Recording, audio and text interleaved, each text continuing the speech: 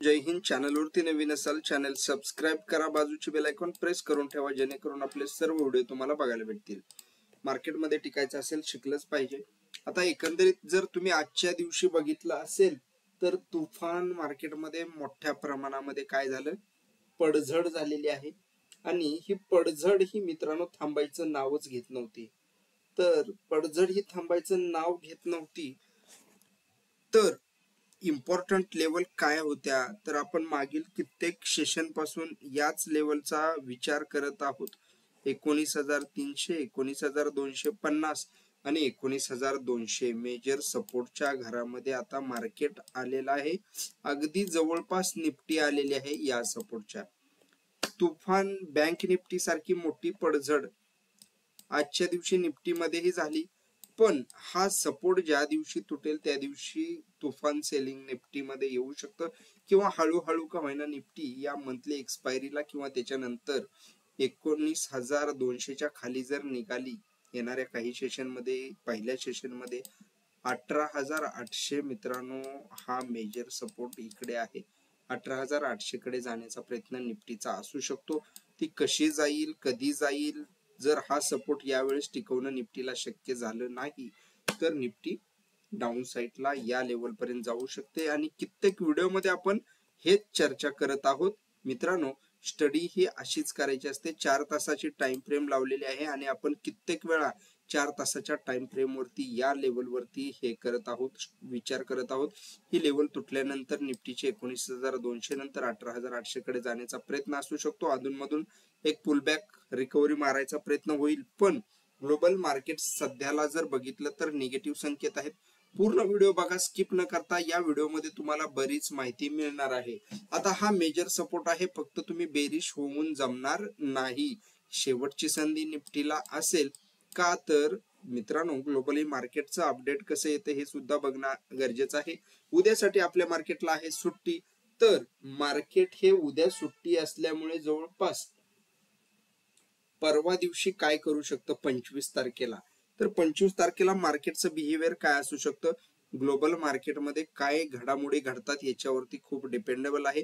मोठमोठ्या कंपनीचे ग्लोबल मार्केटले Q2 चे रिझल्ट आता यायला चालू होतील, कदाचित आज येतील. त्यामुळे या काही आज किंवा उद्या येतील.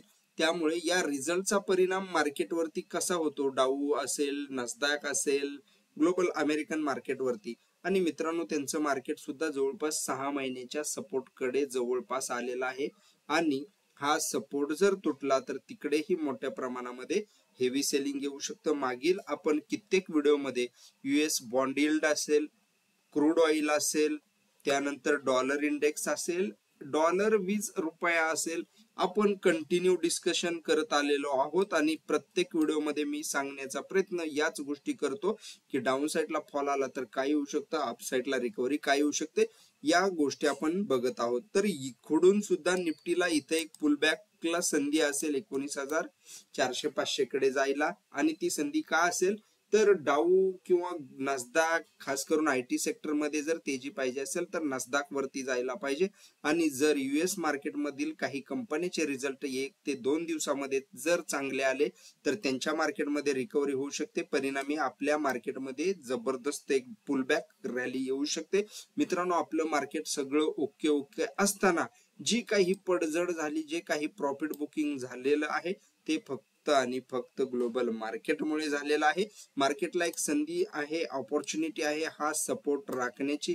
हा सपोर्ट राखल्यानंतर आपण ऍज पर प्रत्येक व्हिडिओमध्ये डिस्कशन 19,200 नंतर 18,800 लेवल आपल्याला बघायला मिळू शकते. त्यामुळे या लेवलवरती ठेवायचं आहे लक्ष. ग्लोबली मार्केट मधून जर काही घडामोडी पॉझिटिव्ह आल्या, परत इस्रायल युद्धाच्या वगैरे बातम्या जर चांगल्या आल्या, युद्ध संपलं वगैरे तर चांगली गोष्ट आहे.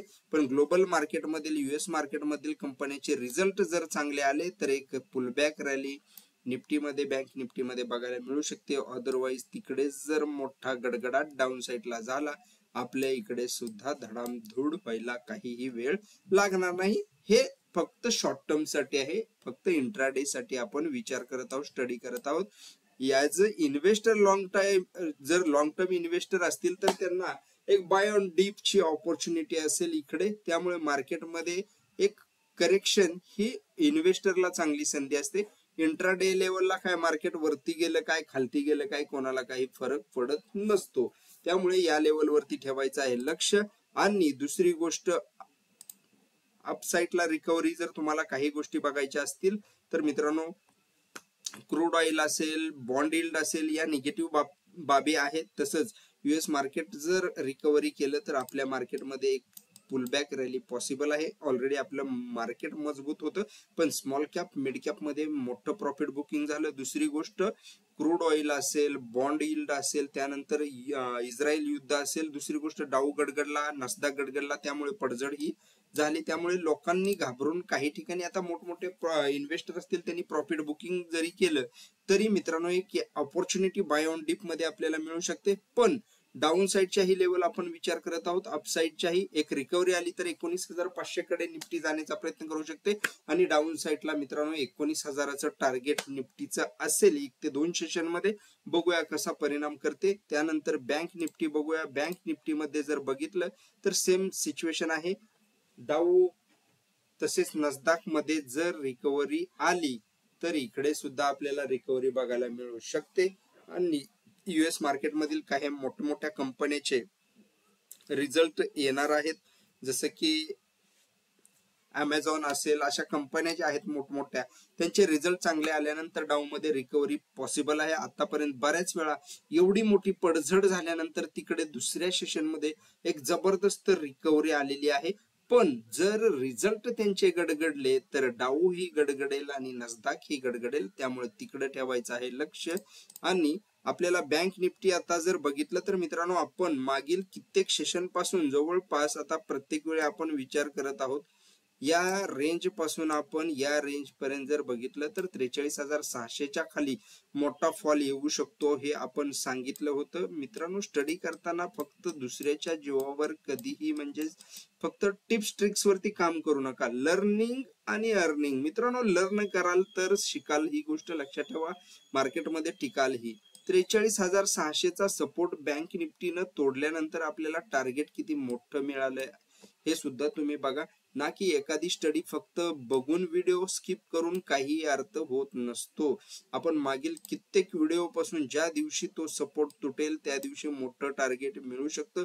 आणि बँक निफ्टी 43,200 कडे सुद्धा जाईल, परिणामी 43,000कडे जाऊ शकते, हे बोललेलो आहे आपण व्हिडिओमध्ये स्टडीसाठी, पेपर ट्रेडसाठी. दुसरी गोष्ट, इथून जर बँक निफ्टीला ही रिकव्हरी करता आली नाही तर मित्रांनो बँक निफ्टी येणाऱ्या काही सेशन मध्ये 39,000कडे जाण्याचा प्रयत्न करू शकते. लगेच झटकन नाही जाणार, पण अप डाऊन जाण्याचा प्रयत्न करू शकते. आता जर बघितलं आपण तर प्रत्येक गोष्टी आपण बारकाईनं बघत आहोत. जसं की या भेडसावणाऱ्या समस्या तर आहेत, त्यातूनही ICICI बँकेचे रिझल्ट चांगले आले, पण HDFC बँकेचा म्हणावा एवढा सपोर्ट काही मिळाला नाही. निफ्टीमध्ये रिलायन्स वीक होतं. त्यानंतर जर बघितलं बँक निफ्टीमध्ये कोटक बँक असेल, सगळ्या बँका, ICICI बँकेचे रिझल्ट सुद्धा चांगले येऊन सुद्धा आपल्याला मित्रांनो तिकडे सुद्धा विकनेसच बघायला बऱ्यापैकी मिळालेला आहे. त्यानंतर जर बघितलं तर सगळ्या बँका जर तुम्ही इकडे बघितलं असेल तर मायनस मध्येच होत्या. आणि एकंदरीत जर बघितलं तर आता 43,000 हा मेजर सपोर्ट आपल्यासाठी बँक निफ्टीसाठी आहे. हा सपोर्ट जर बँक निफ्टीनं तोडला 43,000चा तर मोठा फॉल परत एक पॉसिबल आहे. फक्त मित्रांनो एकच गोष्ट लक्षात ठेवा, छोट्या छोट्या गोष्टीचा अभ्यास स्टडी करताना लक्षात ठेवा. 43,000 हा सपोर्ट तोडल्यानंतर मोठा फॉल परत एकदा मार्केट आपल्याला देऊ शकतं.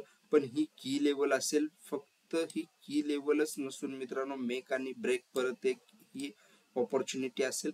बायर मध्ये धाकधुकी ते वाढलेली असणार. बायर इथून रिकव्हरी करण्याचा प्रयत्न करू शकतात आणि 43,500, 43,500, 43,750 कडे बँक निफ्टीला घेऊन जाण्याचा प्रयत्न बायर करू शकतात.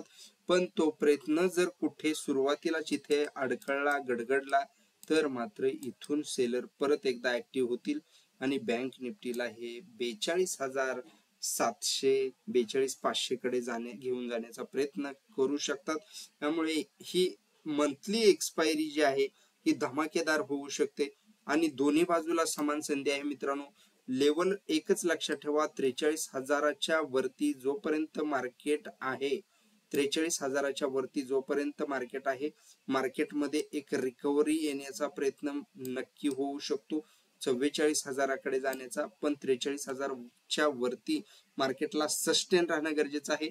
43,000च्या खाली जर मार्केट निघालं आणि 43,000च्या वरती मार्केटला तोंडच काढता आलं नाही, इथून लक्षात ठेवा, तर मात्र ही मंथली एक्सपायरी आपल्याला 42,000च्या घराकडे क्लोजिंग देताना दिसून येऊ शकते. 42,000कडे 42,200 42,500च्या खालीच इकडे कुठंतरी आपल्याला क्लोजिंग होताना देऊ शकतं. पण मार्केटमध्ये मित्रांनो, मार्केटला दोन्ही बाजू आहेत.